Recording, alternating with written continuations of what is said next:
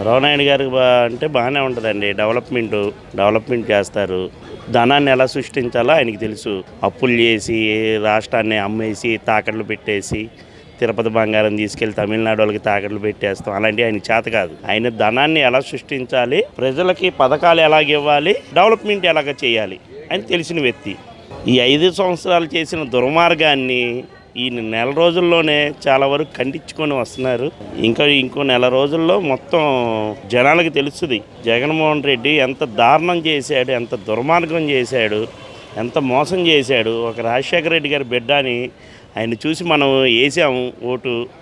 ఇంత దుర్మార్గుడా తెలుసుకున్నారు, ఓటర్లో తెలుసుకుని చాలా వరకు ఉన్నారు. ఇంకా ఆ మబ్బులో ఉన్నవాళ్ళు చాలామంది ఉన్నారు. ఏమంటే ఇప్పుడున్న రాష్ట్ర పరిస్థితుల్లో ఇదే జగన్మోహన్ రెడ్డి వీళ్ళుంటే ఒక పథకం కాదు ఒకటి ఇది కూడా, ఎందుకంటే మొత్తం రాష్ట్రం సకానికి సగం అమ్మేశాడు.